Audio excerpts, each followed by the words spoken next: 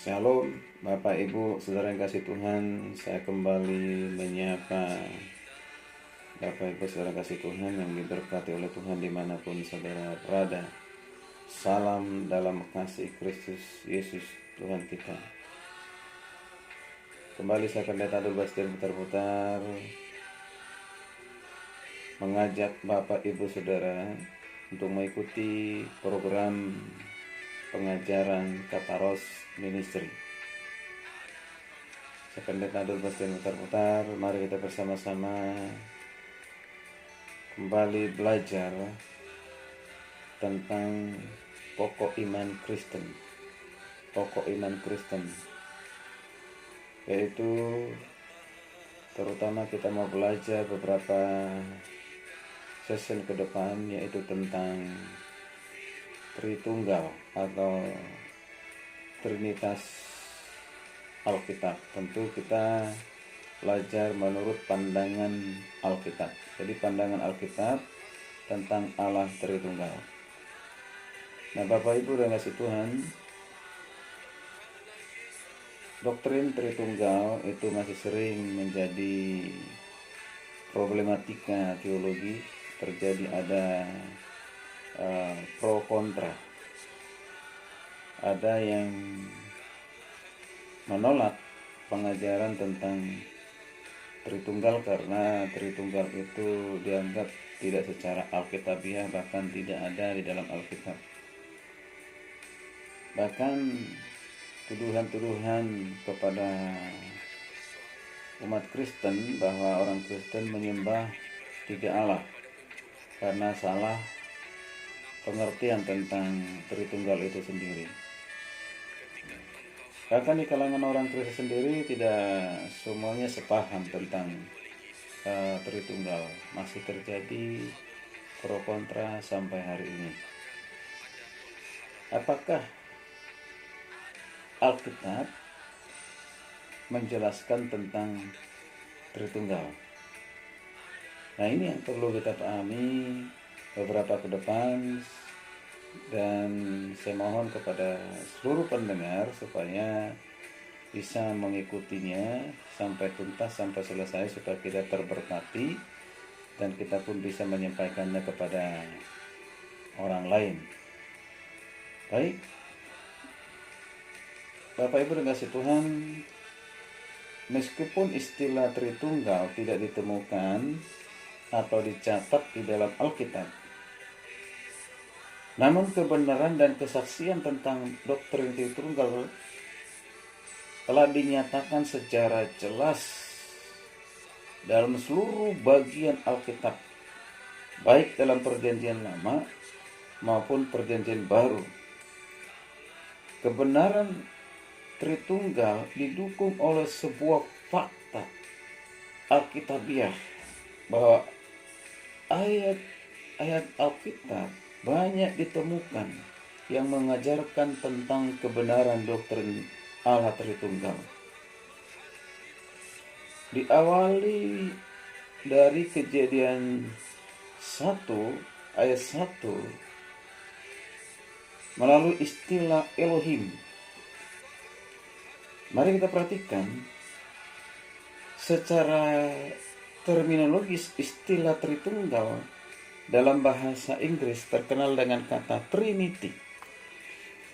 Trinity yaitu berdiri dari kata tri, artinya tiga, dan niti atau unity.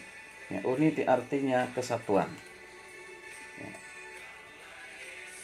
Dengan demikian, istilah Tritunggal atau Trinity merupakan penjelasan secara doktrinal mengenai makna dan arti nama dari Sang Pencipta langit dan bumi, yaitu bahwa Tuhan adalah satu, terdiri dari tiga pribadi yang berbeda antara satu dengan yang lainnya.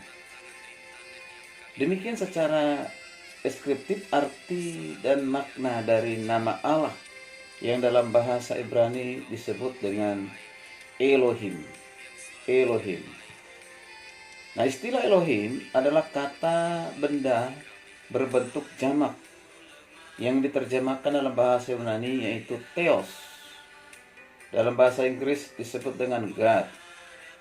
Dan dalam bahasa Indonesia ya kita kenal dengan sebutan Allah. Nah, secara etimologis kata Elohim berasal dari kata benda yang berbentuk tunggal, yaitu dengan kata El, artinya dewa atau Allah. Nah, ini bisa dibaca dalam Kejadian 14 ayat 19, Kejadian 22 ayat 33, dan juga ada di Yesaya 45 ayat 21. Nah, lalu ada kata Eloah. Eloah artinya Allah. Nah, kata ini bisa ditemukan di Ulangan 32 ayat 15 sampai 17, ya, Habakuk 3 ayat 3. Namun dalam perjanjian lama kata El hanya digunakan sebanyak kira-kira 250 kali. Dan kata Eloah digunakan hanya sebanyak 57 kali. Sedangkan kata Elohim, wah ini luar biasa, banyak sekali. Ada 2570 kali. 2570 kali. Jadi saudara Tuhan, penggunaan kata benda berbentuk jamak Elohim yang jauh lebih banyak digunakan dalam Alkitab membuktikan bahwa adanya keesaan dan kejamakan dalam diri Elohim itu.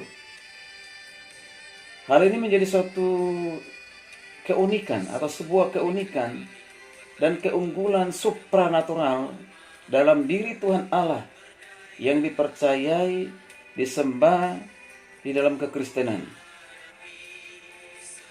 Tetapi meskipun kata Elohim berbentuk jamak, namun kata tersebut tidak boleh diartikan atau diterjemahkan Allah-Allah.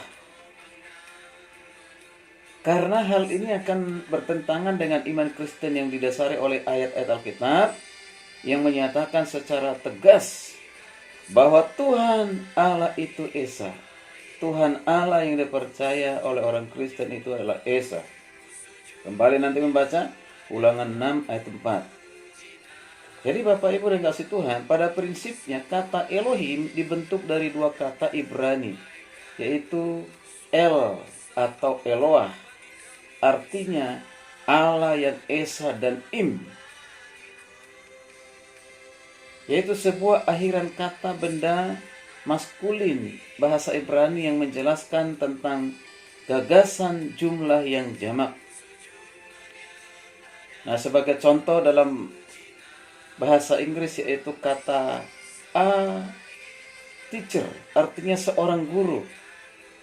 Sedangkan teachers artinya guru-guru.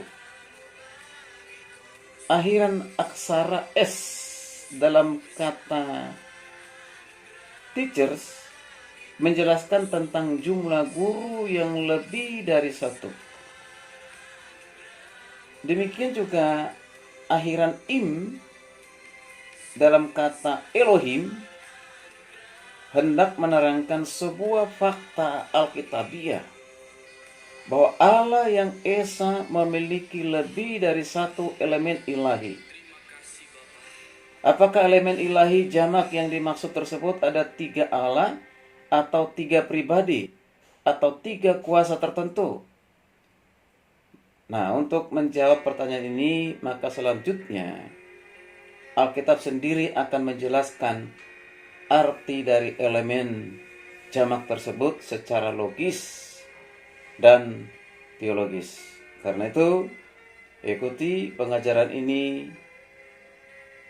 di season selanjutnya supaya kita sama-sama memiliki pemahaman yang benar atau secara Alkitabiah tentang Allah Tritunggal. Tuhan Yesus memberkati. Shalom.